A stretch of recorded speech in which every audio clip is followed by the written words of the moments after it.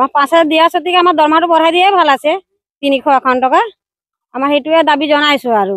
চলিবলৈও দিদে ৰেচন পাতিও বৰ কম দিছে এজনে কাম কৰিলে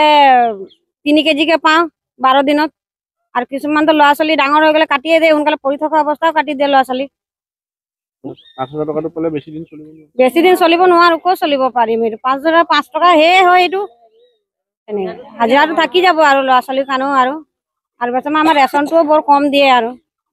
যদি 12 দিনত কাম কৰিলে যদি আৰু 3 কেজিকে পাম তাৰ এইটোৱে গুৰুত্ব দিব লাগে আমাৰ ৰেচন চেচন কাৰণে আৰু জানমে দৰমহাটোৰ কাৰণে আৰু সৰ্বপ্ৰথমে অসম চৰকাৰ তথা অসমৰ মুখ্যমন্ত্ৰী হিমন্ত বিশ্ব শৰ্মা ডাঙৰীয়ালৈ আমি ধন্যবাদ জ্ঞাপন কৰিছোঁ তেখেতসকলে চাহ শ্ৰমিকৰ বাবে যি এককালীন 5,000 টকা তেখেতসকলে প্ৰদান কৰিব কিন্তু আমি প্ৰকৃতাৰ্থত আমি ভাবোঁ যে এই চাহ জনগোষ্ঠীৰ যদি উন্নয়নৰ কথা তেওঁলোকে চিন্তা কৰে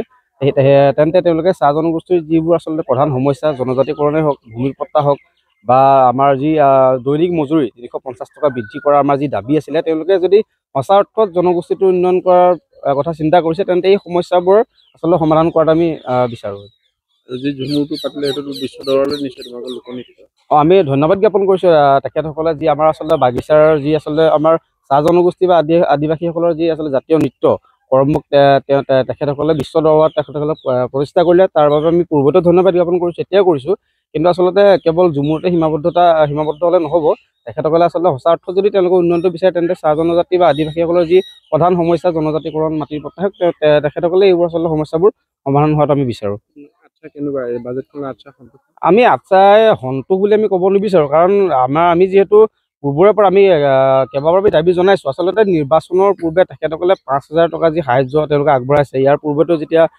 সন্মানীয় সৰ্বানন্দ সোণোৱাল ডাঙৰীয়া মুখ্যমন্ত্ৰী যেতিয়া আছিলে তেখেতসকলে তেতিয়াও এইটো 5,000 টকাকৈ তেওঁলোকে এনেকৈ এককালীন সাহায্য তেওঁলোকে দিছিলে কিন্তু তেওঁলোকে নিৰ্বাচনৰ পূৰ্বে যে এই আচলতে এনেধৰণৰ সাহায্যবোৰ তেওঁলোকে প্ৰদান কৰে তাতকৈ মই ভাবোঁ যে আমাৰ যিবোৰ আচলতে প্ৰধান সমস্যা এইবোৰ দূৰ কৰিব লাগে নিৰ্বাচনী টুপ বুলি ভাবে